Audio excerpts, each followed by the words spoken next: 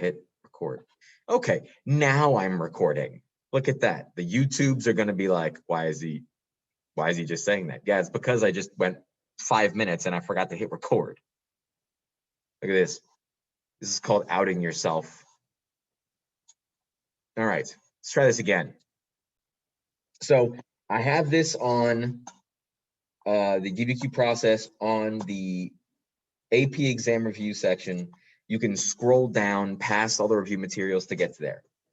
The first step of the DBQ process for you guys to follow is to break down and read and analyze the prompt. You need to make sure you understand what type of essay they're asking you to do, a comparison essay, a change continuity over time, or is the extent kind of thing. When we always talk about evaluate the extent, remember that means you got to see what changed and how much did it change.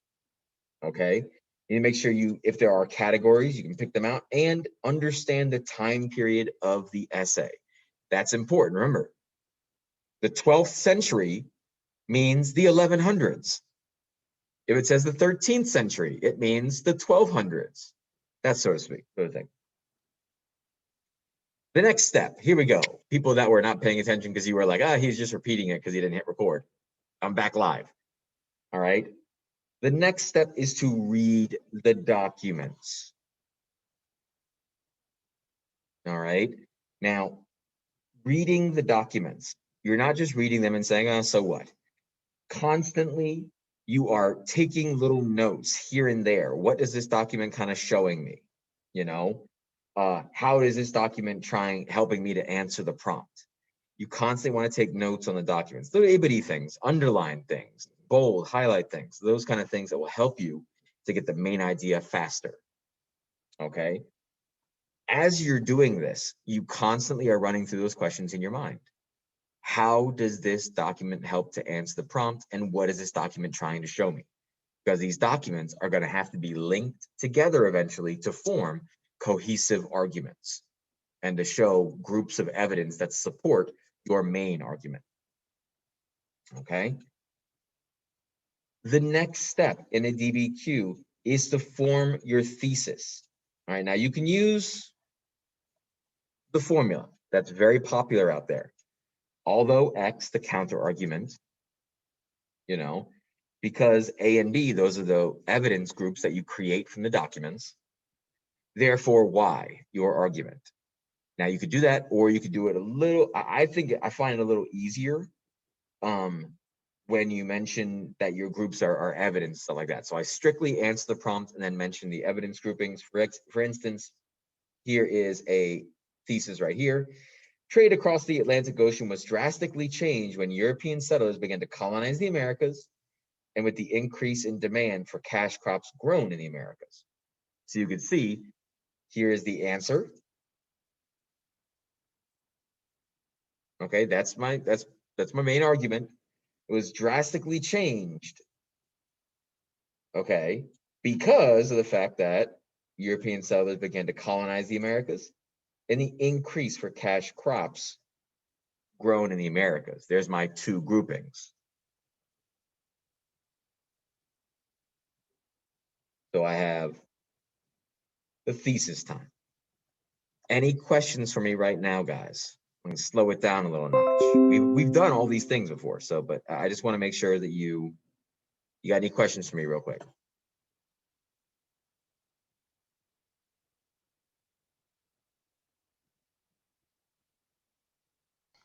We're writing 7 paragraphs.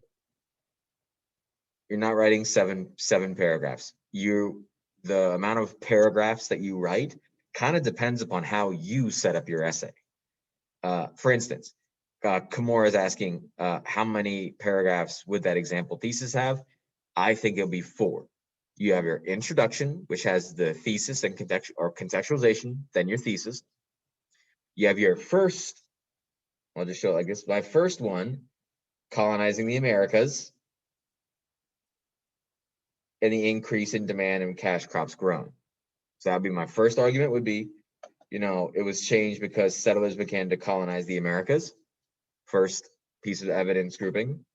And then the second one would be the increase in demand for cash crops grown in the Americas. That's my second grouping. And then I would rephrase my thesis and kind of restate my best arguments in the conclusion.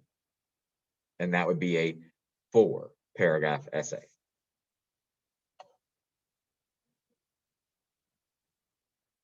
So you can see I kind of set up that exact same thing in the structure. We're just going to skip ahead a little bit to set your structure. Paragraph 1, contextualization and thesis. Paragraph 2, you have your topic sentence, you have your first part of your thesis, which in this case would be the colonizing of the Americas. Paragraph 3 would have its topic sentence, just like we saw last class, and would have all the documents that support the increase in cash crops being sold from the Americas. And then we wouldn't have a paragraph 4, that would just become our conclusion. All right, it doesn't have to be 5 paragraphs every time. Your thesis kind of dictates that to you guys.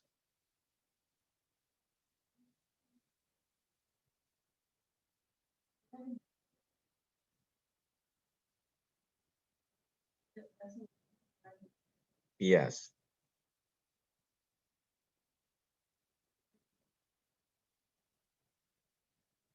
Okay. So remember, you've got your analyzing the prompt. We've read our documents. We've kind of organized our documents. We've made our thesis. We've set our structure up, hopefully, but we missed a step here. Let's go back. Contextualization is important because it does represent 1 point on the AP exam. All right, we want to make sure we get all the points we can. So you're going to want to take 50 to 100 years before the prompt. It's got to relate to the prompt. Make sure you can tie it in, okay? And take 2 to 3 vocabulary terms, drop them in there, explain what they're talking about, and how they relate, okay? And connect those terms to the prompt. Okay, that is contextualization. Now, the good news is, all you guys are like, this seems intimidating. Well, yeah, of course it's intimidating. It's your first time doing a full DBQ. But remember, you've done all this before. You've analyzed prompts before and know what they're talking about. You've read documents and used them in an argument. You've created theses. You did that. You practiced that. And you've done contextualization. Okay, you did all those skills we've practiced together. All right, so now it's time to put them all together in order, which is what I just showed you. Okay, questions, comments, concerns before I go to the next part?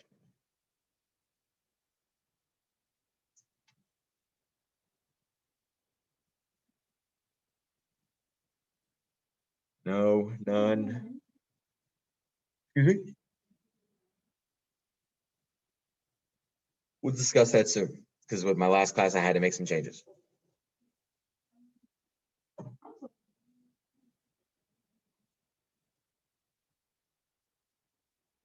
Okay, well,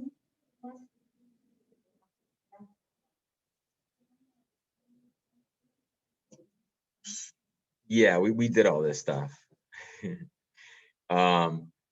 So next step, guys. We've done everything we can right here. You know the structure, you know the process. Let me show you an example. Now let's go to DBQ structure, topic sentence outline. Please go to that. I'm actually really proud of this. I'm actually really proud of this because I'm, a nerd like that. So here's the deal. For this DBQ outline, I'm going to show you what I would be writing. Like I literally took a DBQ and I wrote this out, and I wanted to show you examples of what this looks like now. The prompt that I used was evaluate to the extent which the arrival of Europeans to the Americas changed the way of life for inhabitants of the Americas. Okay, this is clearly about, this is kind of about Columbian exchange in a way and how that affected the inhabitants, how, disease and all those other things came over and changed life for Amerindians. Okay, in our first paragraph, we're going to have our contextualization and our thesis. All right.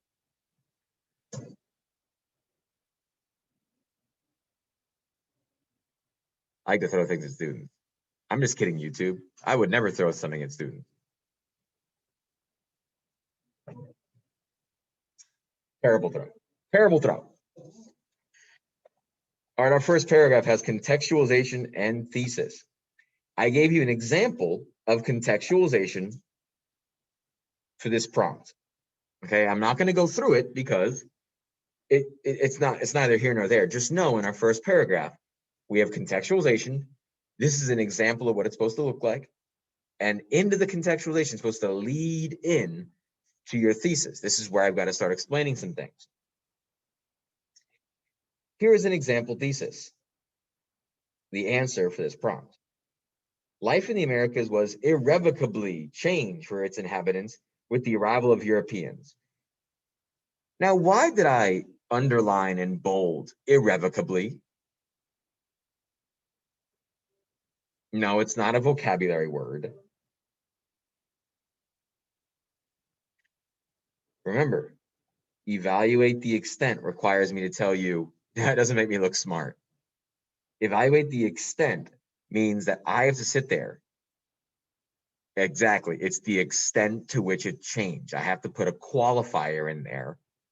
You know, it kind of changed for its inhabitants. It slightly changed for its inhabitants. It drastically changed for its inhabitants. I have to at least say the extent to which it was changed. Excellent job, Bolton. Okay. Now here's where you guys got to pay attention. Look at this. I've highlighted a few things.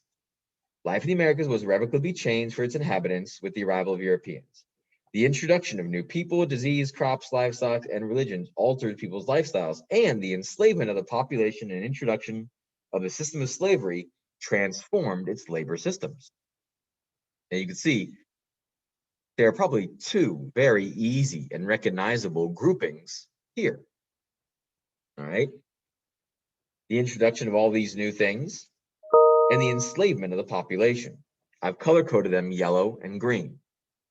That means there are some documents that support the introduction of these new people, diseases, livestock, and villagers altered people's lifestyles. And there are some documents that support that the enslavement of the population and introduction of the system of slavery transformed its labor systems. Okay, here is my thesis, my argument, and its pieces of evidence. That is my first paragraph, contextualization and thesis. Obviously, guys, when you're writing this, you don't want to like highlight everything. You just write it, and it's okay. The highlighting thing will come later. The second paragraph, all right, you'll have your topic sentence, which we discussed last class. Remember that, guys? How I was talking about topic sentences being very important because it signals to the reader what you're going to be speaking about, what you're going to be talking about in this particular paragraph. Well, no change. That's what you should be doing. All right, so you see how the yellow part here links up with the first body paragraph, because in this first body paragraph, I'll be talking about all the documents that relate to this piece of evidence. You guys see that? Is that clear? I know I drove that point home last class, but I just want to drive it home yet again.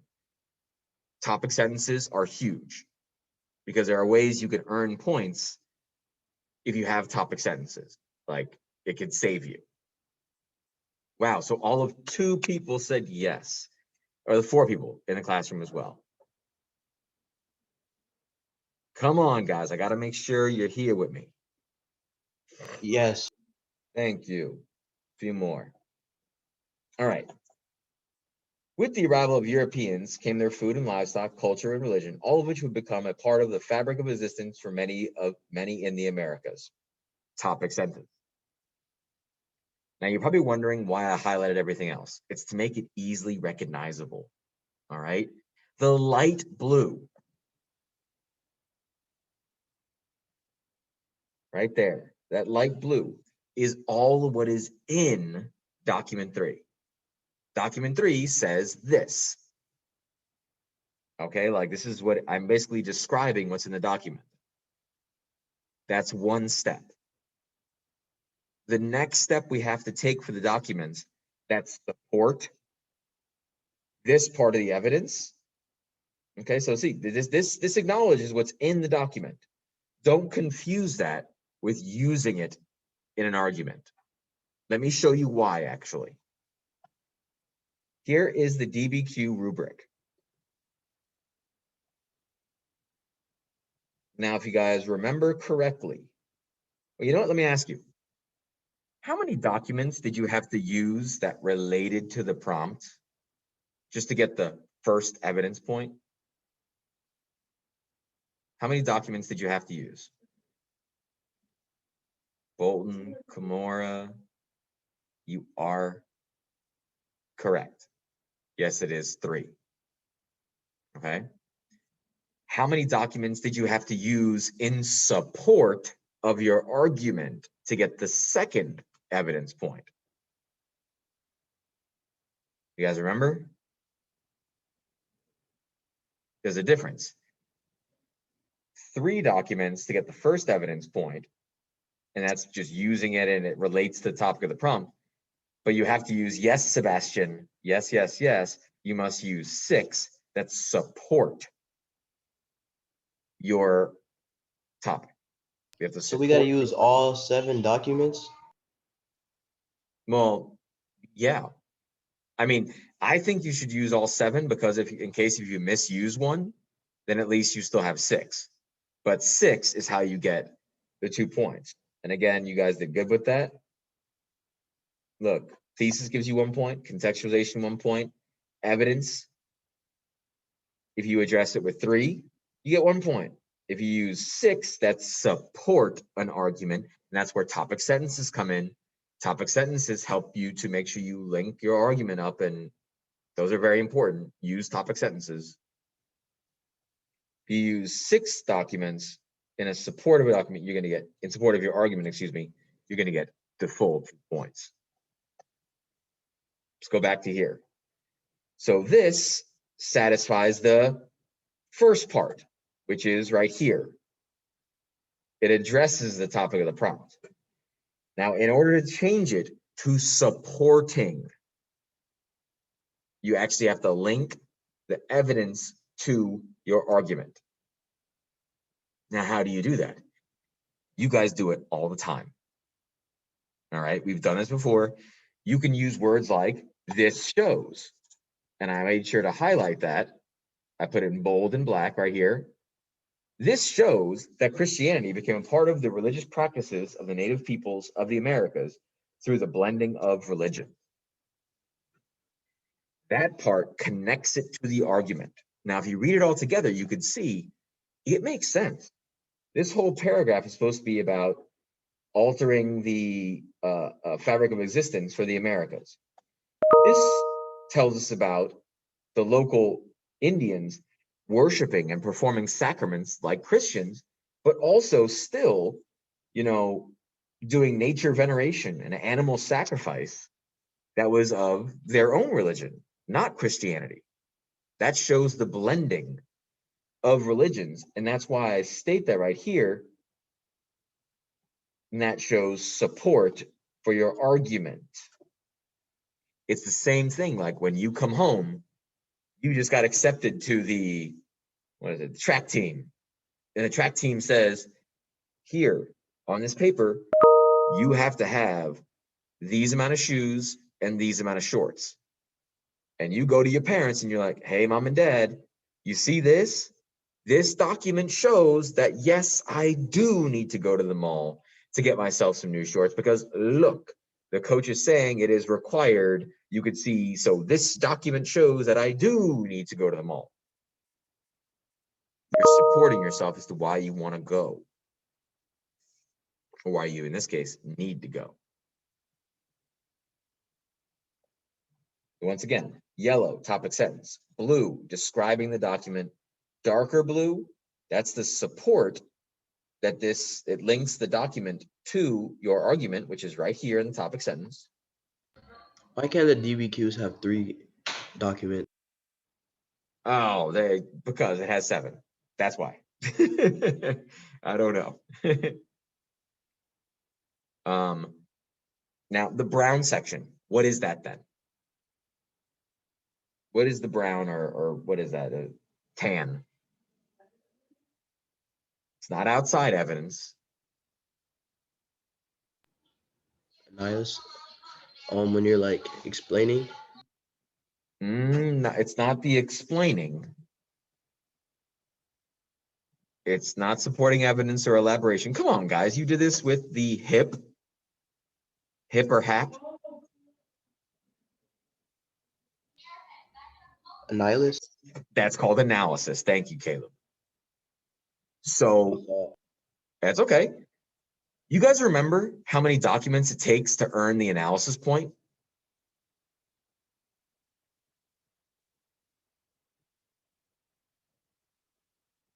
Three. That is correct. 3. And you can verify that if you go here to get the analysis point for at least 3 documents. You got to explain the how or why of the document's point of view, purpose, historical situation, and or audience. Okay. So again, it's not elaboration, not supporting evidence, not anything you guys said. It is analysis. Okay. So you could see I link the analysis, obviously. I say, during this time, Spanish conquistadors pursued Christian conversion policies throughout the region with accompanying threats of extreme violence. Consequently, a climate of fear towards the Spanish rulers developed for the Latin American people, for the native Latin American people, and influenced the spread of Christianity. So that would be analysis for historical context. All right. This is an example of one document. Sorry, this is the topic sentence. All this is the example from the blue to the dark blue to the tan is an example of how you could or should be able to do each of the documents. Okay, you describe the document, you then use the document in support of your argument, your topic sentence, and then do some analysis of that document. Now, you don't need to analyze every single document. Once again, we just said to get the analysis point, you only need to do it for 3. Now, here's the issue. If you do it for 3, but let's say you screw up one of them, are you able to get the point?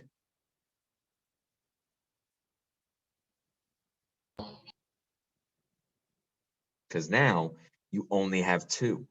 So I will recommend to everybody that you try to analyze at least 4, maybe 5 if you're really not that good at it. The reason being is because if you sit there and you analyze, let's say you analyze 5 and you screw up 2 of them, can you still get the point? Exactly. We need to be smarter, people. We have to game the system. You know what I'm saying here? We got to make sure we put ourselves in a position to get as many points as possible. Everybody feel me so far? Y'all with me still? Kinda? Yeah. Yeah? A lot of yeses in the chat now. But kinda. Okay, I'll take a kinda. I'm okay with kinda. So that's what we're doing with the documents. Okay? This is only one document though. So you would go on and let's say this was only document 3. Let's say your grouping included document 3, 4, and 5. You would do this exact same thing for 4 and 5 as well. Yeah, each. So you put the describing the document. You just have a statement like a this shows, because you want to support, you want to link this document to your argument, show how it supports your argument. You got to do that for at least 6 documents, or you can't get the second point.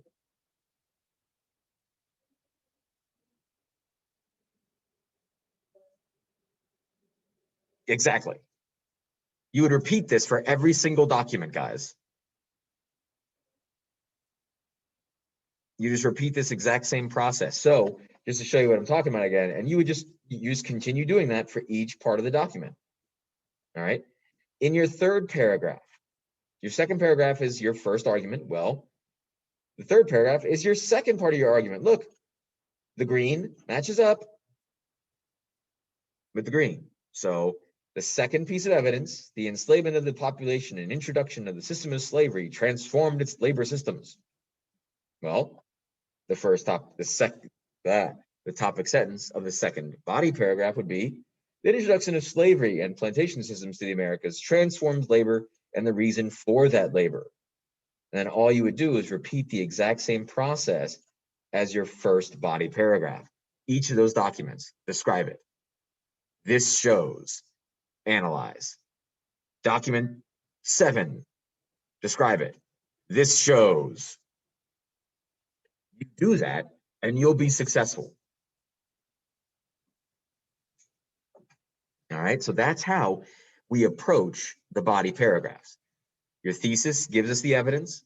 We take those pieces of evidence and we support them with the document. So we should only have 5 paragraphs.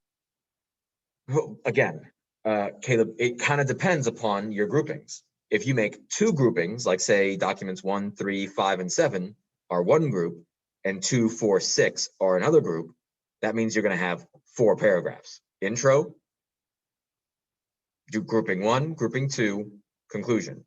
But let's say you have documents 1, 3, and 5 in a group. That's one group. 2, 3, and 4 in a group. That's your second group. And then 1 and 7 in another group.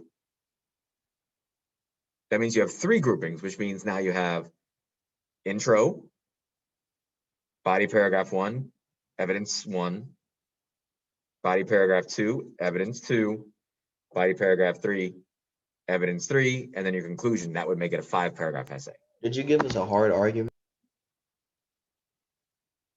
What? Like, did you give us a hard question that we got to answer? No. Well, none of these DBQs are varying difficulties. I tried to give one that that was easy. And I'm trying to give one that you guys should have, you know, at least a good, decent bit of background knowledge on.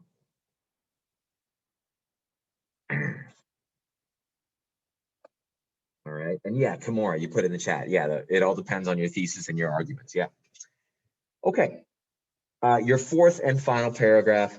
Well, sorry, not your fourth paragraph. Your conclusion or final paragraph, in this case, the fourth, you want to restate your thesis and your strongest arguments. And you can see what I do. It's not hard to do this. No problem, Sebastian. The thesis is right here. All I do is reword it, and it becomes my fourth paragraph, and then I'll just restate some of those things. So that's all we do. A little trick now. Sometimes when you're writing your thesis on the first go round and you wrote it up there and it's nice, it's your thesis, great. But sometimes, and this is why I always tell people to restate your thesis at the end. Sometimes after writing your contextualization in your thesis and your body paragraph 1, your body paragraph 2, maybe a third body paragraph, you understand your thesis better. And when you rephrase it at the end of your essay, you actually earn the point there. And maybe the reader thought, your thesis wasn't that good in the beginning. Now it's better at the end. So it's always good for you guys to do a conclusion paragraph and restate your thesis in there. That makes sense, everybody? It just gives you a second shot at getting it. Can we do our DBQ on Sesame Street? No, we're not doing our first DBQ on Sesame Street. No. Because we're doing one about historical stuff. We need to go. Yeah, yeah. Yeah. What was that?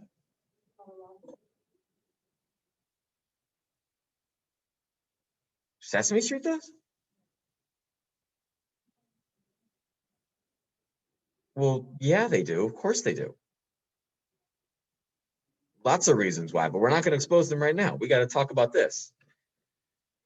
All right.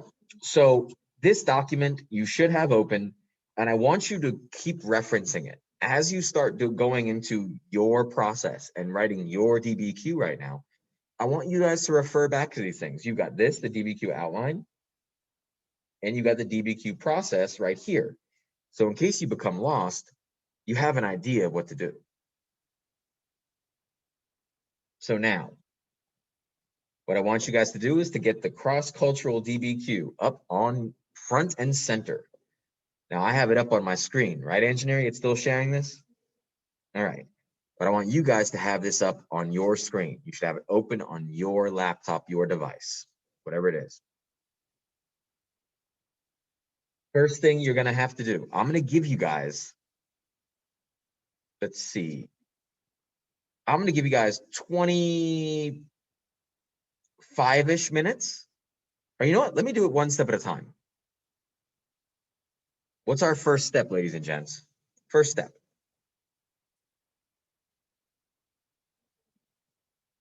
There you go, engineering. What do we do first as we're starting our first DBQ? Read. No, not read. Engineer, you already got it. What's our first step, ladies and gents? Come on, we just went over it. Compare the essay. Look, it's on screen.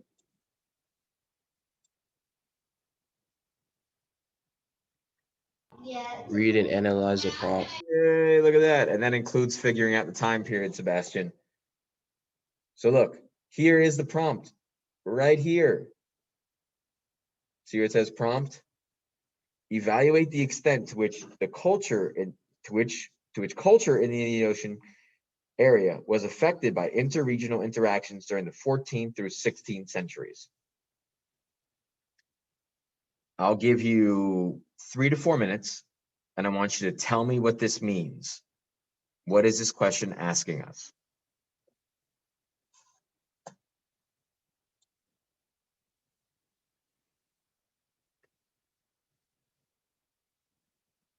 Three to 4 minutes, guys. What is this asking us to do?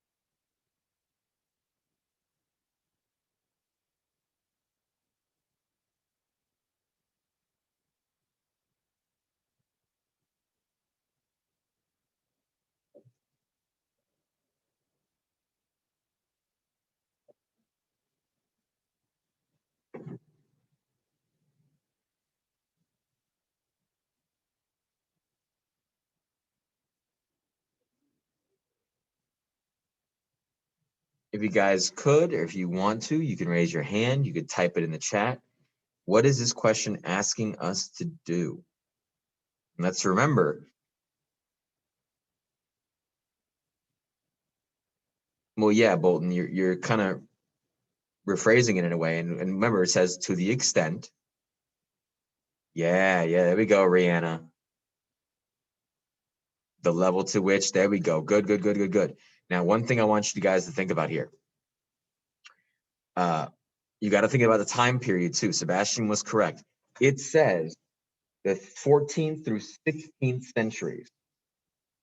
It says during the 14th through 16th century. Now we do know. Yes, Emmanuel. Perfect. From 1300 to 1500. The 14th century is the 1300s. The 16th century are the 1500s. I remember I explained this to you at the beginning of school, but I just wanted to make sure you guys were still there. Emmanuel, nice job. Yeah, beginning of the school year, I remember showing you guys this.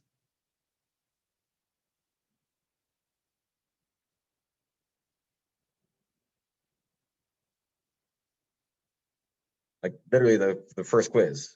Oh, yeah, Kimura. Okay, hold on. Just in case.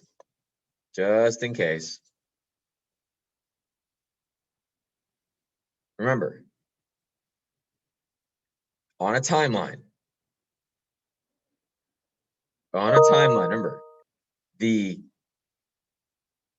from here to here, let's say, are the 1300s. Okay. 1300s are also known as the 14th century. The 14th century. Because the 14th century starts 1599. Because as soon as you hit 1401, you're now part of the 15th century.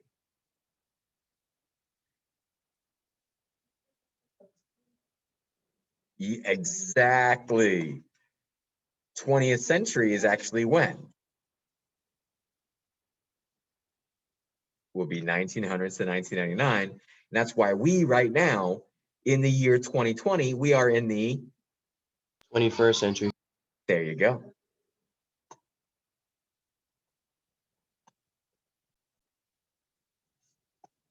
Okay, so now we know what it's asking us. The chat did a good job of that. The only thing you guys didn't expand upon is this. What kind of interactions? Because you guys keep saying interactions in the Indian Ocean. Trading, yes. Trade is huge. That's mostly the kind of interactions that were happening in the Indian Ocean, if you remember. So trade is huge. Good. Now that you guys have this down, we've now analyzed the prompt. Now it's time to do what? Here we go. I'm going to give you guys 15 minutes here. And I want you to go through. And people in the class, I'll have it up on the screen. But obviously I won't be able to control it. If you need me to go down, you let me know. People at home, you have the DBQ in front of you. Now, when you're reading and analyzing these, when you're reading these documents, okay, always remember,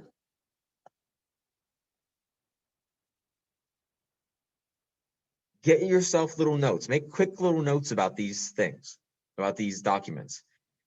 Keep asking yourself the questions. How's the document try to help me answer the prompt? What is the document trying to show me? Always think about the prompt and how you run, how it helps to answer it. Excuse me, Mr. Meadows. Yes, sir. This is a DBQ right here. Yeah, this is a full DBQ now. You have 7 documents. Yeah, pictures can be included as documents.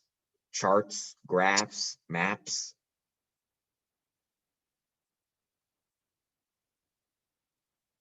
And this one's actually pretty easy too. I know it doesn't look like it, and I'm sorry about this. The picture, guys, came out really bad, but it tells you what the picture is, doesn't it?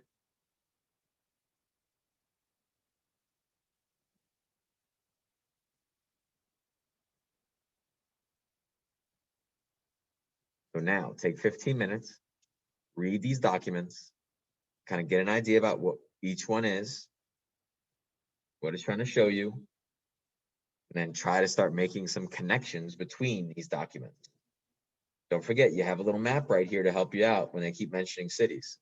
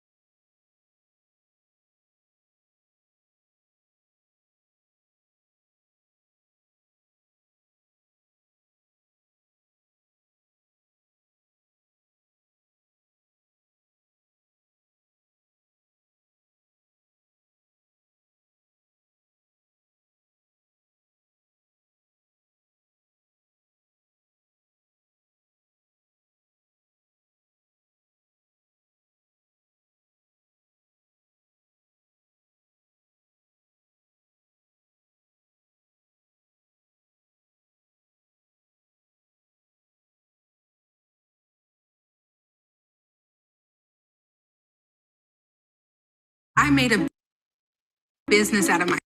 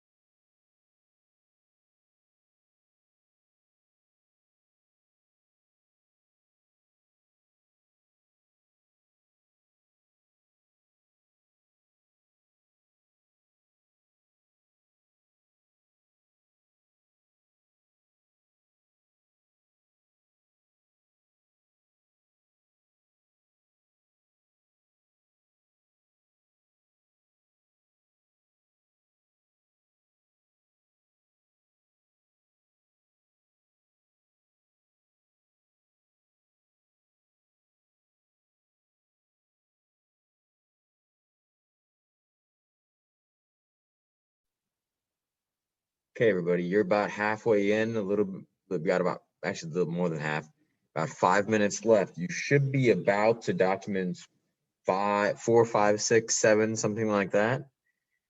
How are we looking here, guys? We're gonna get done hopefully in about 5 minutes.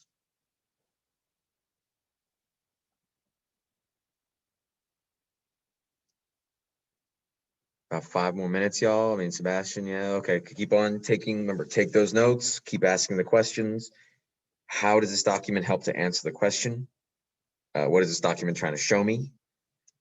And continue to try to find those connections between the documents. Okay, guys? Keep it up.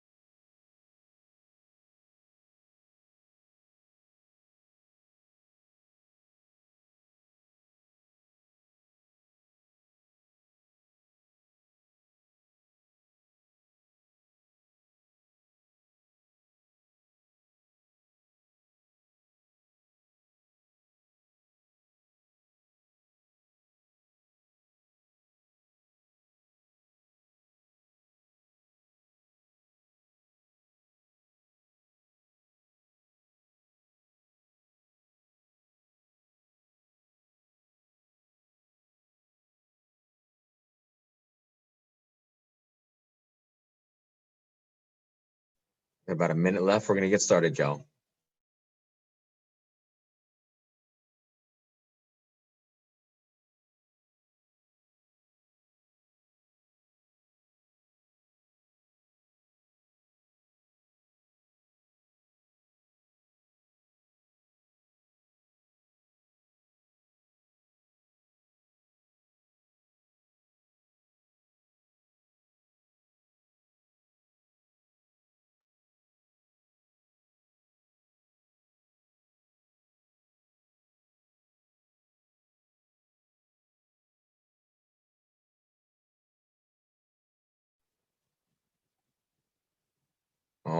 righty, ladies and gents.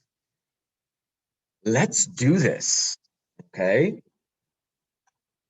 Because I saw what happened in my last class, I'm going to go through each individual document with you guys. And let's see if we can make some connections together. Because they said it was really helpful by the end of class. So I'm going to go ahead and do that so we can see if we can get this thing done. So, let's take a look at document 1, y'all. Let's go back to document 1. What do you guys notice about this document that could, again, you always want to run it through the prompt. Always run it through the prompt. But what about this document? Document 1, the picture of the mosque, the ruins of the mosque in East Africa. What is this trying to show us?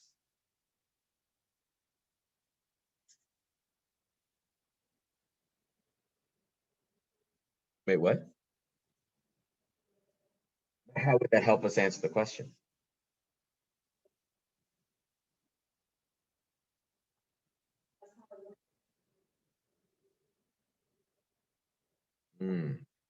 Okay.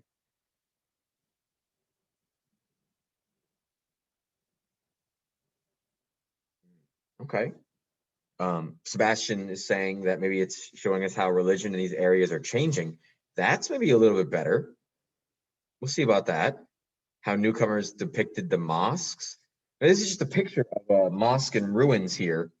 But I think you guys are missing the obvious here. Remember, at this time, or during this time, were the religions in Africa? Was Islam in Africa at this time? I mean, clearly it shows there's a mosque there, so there had to be. What was that?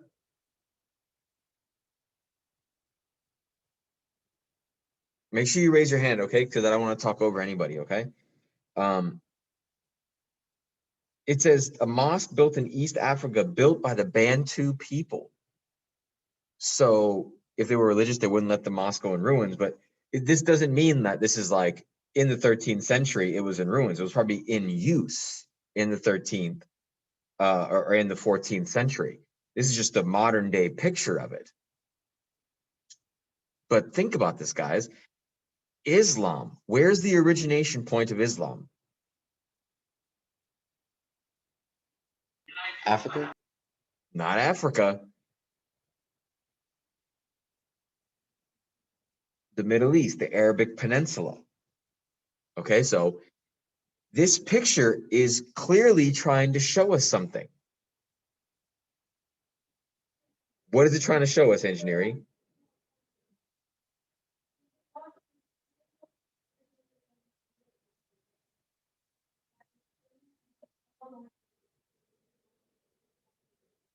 Yes. She's saying to me in the classroom that trading made it possible for Islam to spread to Africa. Okay, so this document is trying to show us that Islam as a religion had spread to East Africa. Now we know this. Remember, this is where outside evidence comes in. Think about this, guys. What was on the East African coast, and they traded with the monsoon winds with India and China and stuff like that. They were the blank city states. You guys remember these? Nothing to do with gunpowder. It's a mix of the Bantu language and Arabic language. Oh, come on, guys. Yes, Emmanuel, the Swahili city states. They were the ones trading with a lot of people from India, the Arabic sea traders, Muslim traders, and they brought that religion there. So as I'm looking at this document, I'm making little notes to myself. This is, Muslim influence in Africa. This was a mosque built by the Bantu people. So these Africans were already following Islam. I made my notes there. Let's move to the second document. This is how I approach these things. Yeah, Kimura. Yes, Kimura is already making connections. Yes, I love it. But that's the thing. You have to be able to make these connections because culture, religion is included in culture. And the prompt is asking, evaluate the extent to which culture in the Indian Ocean area was affected by interregional interactions. Part of culture is religion. So document 2. This is from Ibn Battuta, the best guy ever. We know him. He's awesome. Okay. The Rila, the travels in Asia. Okay. We stayed there in Mogadishu for 3 days. Where's Mogadishu? First of all, do y'all know? Where's Mogadishu? I know y'all know. Come on, they gave you a map. Yeah, there we go. Thank you, Sebastian. East Africa. I'm looking at this document. And do we see evidence of like kind of cultural change? Because again, this is what it's all about. You know, interregional interactions. So we've got to see, is there any evidence in document 2 of some cultural changes? Remember, because we always ask these questions, we always must link what's in the documents to how it answers the prompt. What is it trying to show us?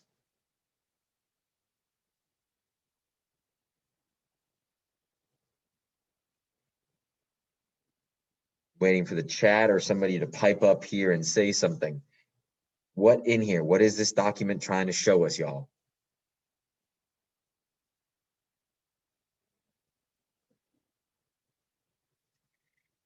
A ceremony. Okay, yeah, clearly, it's talking about a ceremony and stuff. But what about that is important?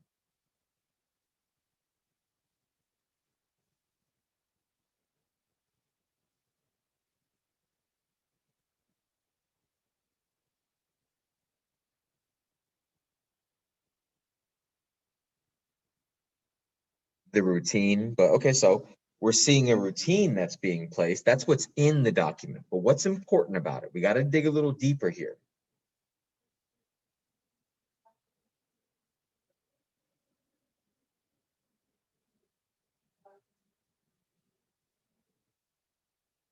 Okay, we're seeing traditions.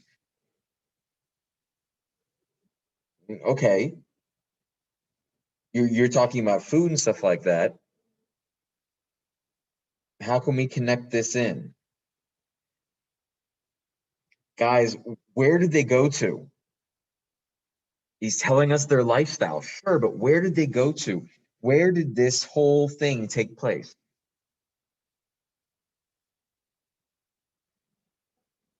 In Africa. Yeah, I get that. Thank you, Captain Obvious. But in Africa, it clearly says, guys, what does it say in that third sentence? Or excuse me, second sentence?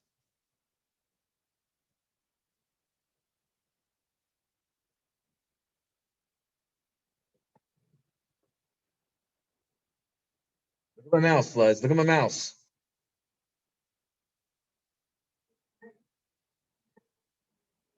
The mosque.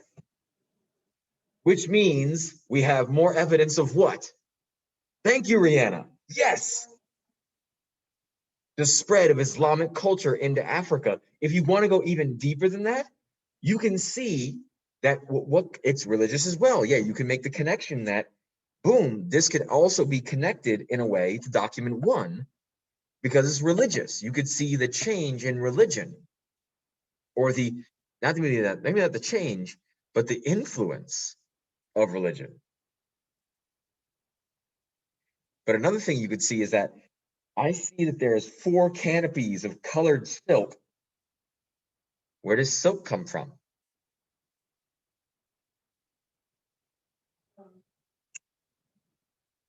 China. So I'm seeing evidence of China and Africa, and I'm also seeing evidence of Islam, again, in Africa. So I'm going to put this on the back burner. We've got this. But already, can some people see that we might be able to link documents 1 and 2? Yes. There we go, guys. This is a DBQ. Let's go to document 3 because we're a little behind here. We only have about 15 minutes left, and I'm going to go all the way to the bell today. Okay, I'm sorry. We're going to go all the way to the bell. The next one is Vasco da Gama. He's a Portuguese sea captain. It's an excerpt from around Africa to India. Okay.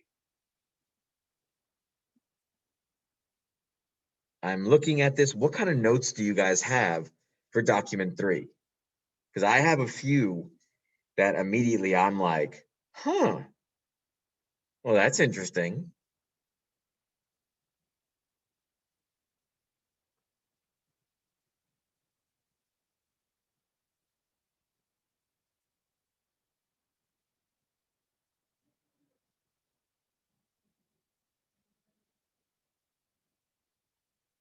I don't know. Does it say silk?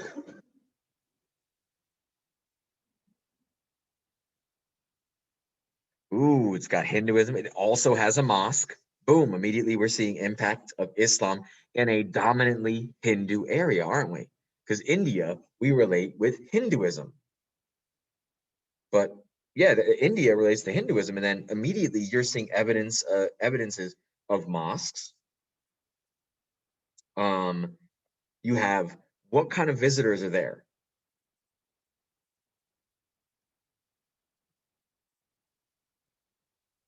Vasco da Gama and his Portuguese, they would probably be what?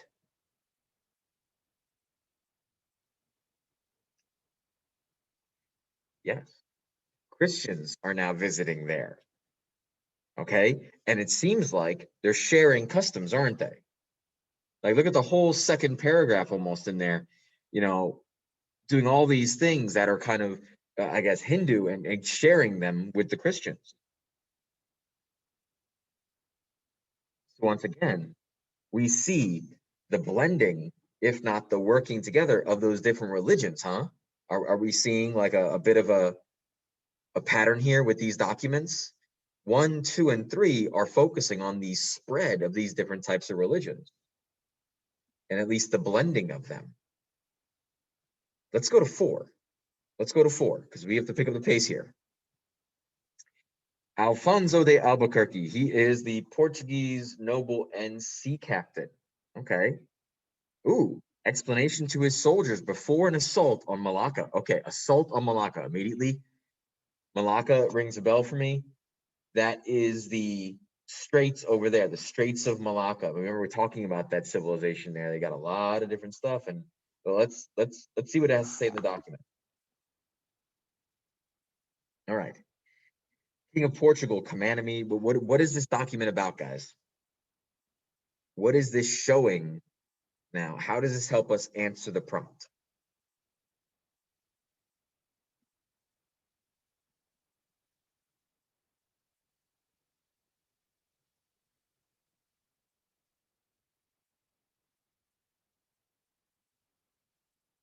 Wait, document 4, Sebastian?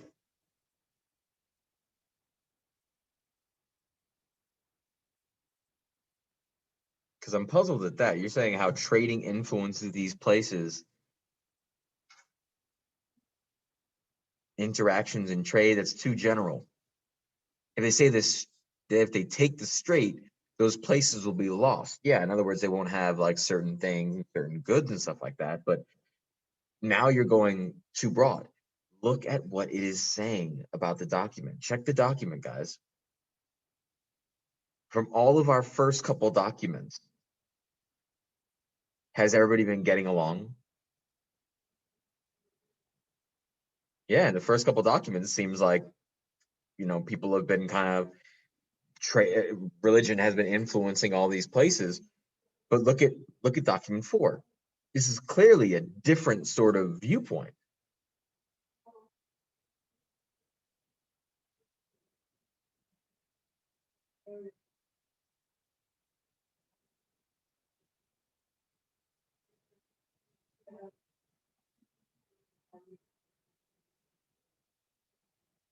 It looks like somebody caught on. Engineering is saying like this. It looks like they're trying to divide. It looks like they're trying to say like, stay away. This is my kind of area. And this was before the assault.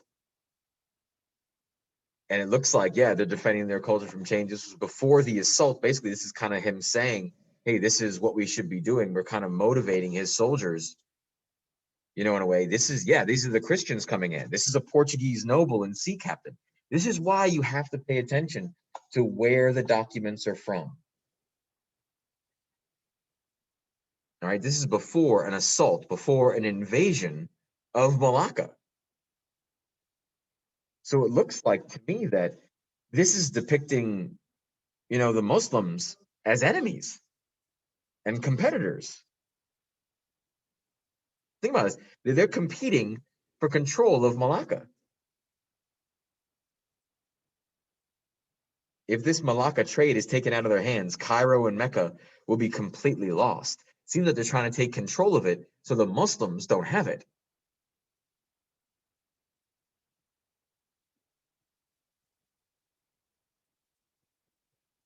So I don't, call me crazy, but it doesn't sound like we could link this together with documents 1, 2, and 3. Yeah, this would be kind of like its own little area now. So we're starting to see maybe some groups forming here. Let's go to document 5. Maybe we make this the last one. I don't know. Let's go to document 5. Document 5. Does that mean we can start a new group with this one since it's not Yeah, connected? we might be able to start a new group, but remember, we're in the planning stage. Already, we think 1, 2, and 3 are linked, but maybe documents 6 and 7 will tell us something different. You know what I mean? And that's for like, once we read and take notes on everything, we can kind of survey them and be like, okay, 1, 2, and 3 are linked. Maybe this one is linked with it. I don't know. I think it works better with this one. You see what I'm saying, Caleb? We kind of move things around to make them work as best they can.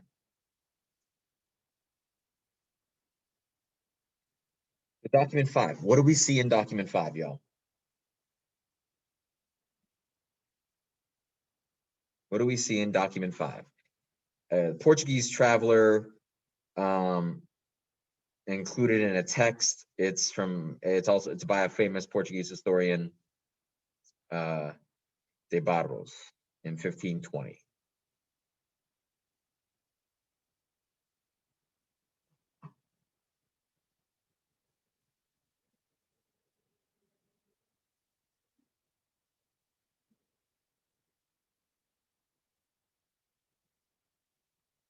Yeah, pagodas are just a like a kind of like an overhang kind of thing, like a little small structure.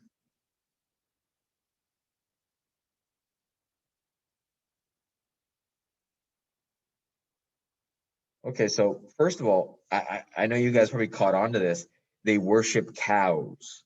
And I know you guys were reading this, and it talked about the idol, a figure of a man as to his body, but the face is an elephant with trunk and tusks and 3 arms on each side. Um, what religion is he talking about in here?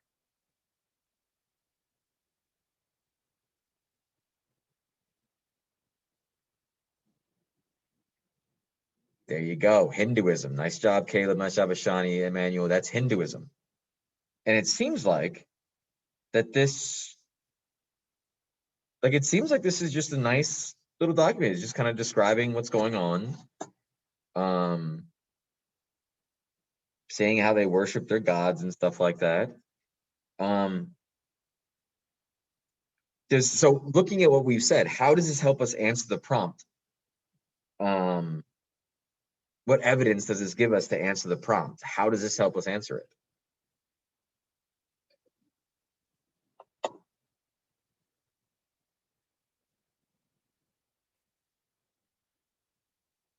What do you guys think? This one's kind of a hard document to do because the first 3 were kind of easy, and then the 4th one was very easy to point out. But what's going on here?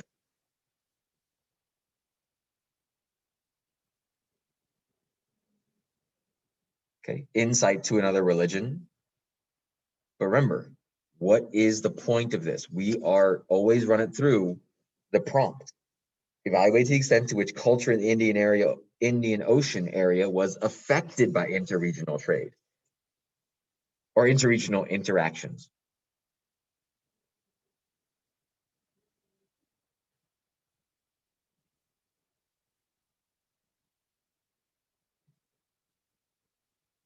Dakra. So where is Dakra?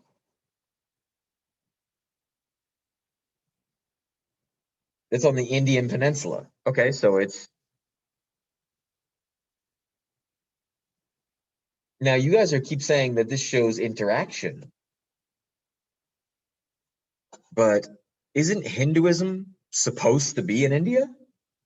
Isn't it native to India?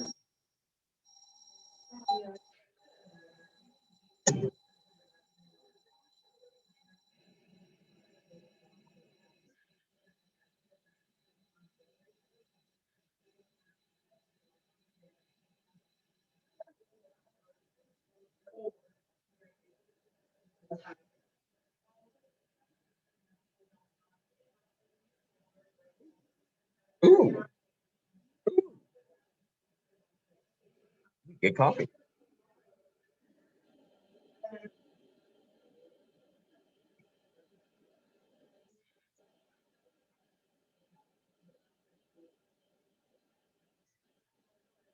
Guys, keep thinking about this.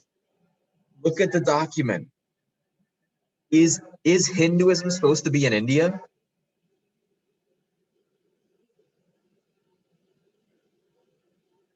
Yeah.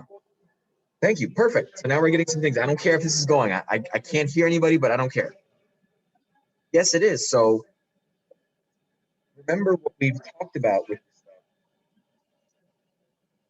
which culture in the Indian Ocean area was affected by interregional interactions.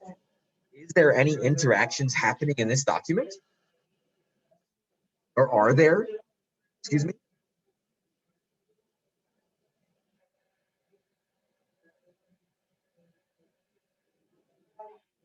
Are there any interactions between cultures or trade or Islam, this or that? Are there any interactions going on here? No. No, no, not really. It's just observations. Like that Yashani is doing. This is just a Portuguese traveler traveling around. So, in my opinion, as I'm looking at this, I don't think there's any evidence of any sort of cultural impact of Christianity or Muslims, anything. So this might be an entirely different grouping for us. Like when we're thinking about this, documents 1, 2, and 3 so far have showed us, the spread of religion and influencing of religion. And document 4 showed us how religions can be enemies and stuff like that, and how they can use it to religion was used to depict other people as competitors or enemies. And document 5 is something completely different, where it's like this is just kind of showing you, Observations of travel. I'm sorry, I couldn't hear you. Say it one more time. The announcements are going and she's loud. Like the observations of the travels. Yeah, it's just kind of showing travel.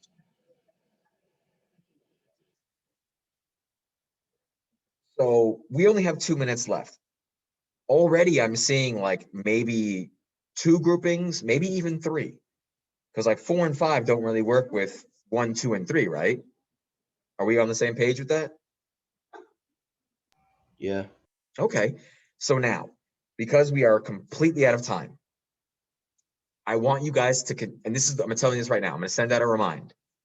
The DBQ is not due on Friday. Let me repeat that. The DBQ, this one we're working on, is not due on Friday. We need to have another class period at least. Okay, if you're writing it already, great, continue working. But I don't feel confident enough that we went through enough to give you a grade for something like this. So next class, we'll take another 20, 30 minutes, go through, do this process with 6 and 7. Okay, make a thesis, connect the documents, continue doing the process, and we'll pick up next class. Thank you. Have a good day. Guys, be easy.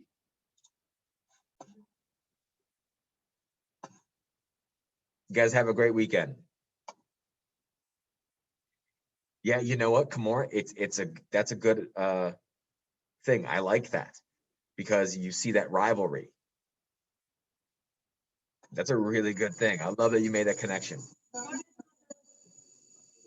Hey guys.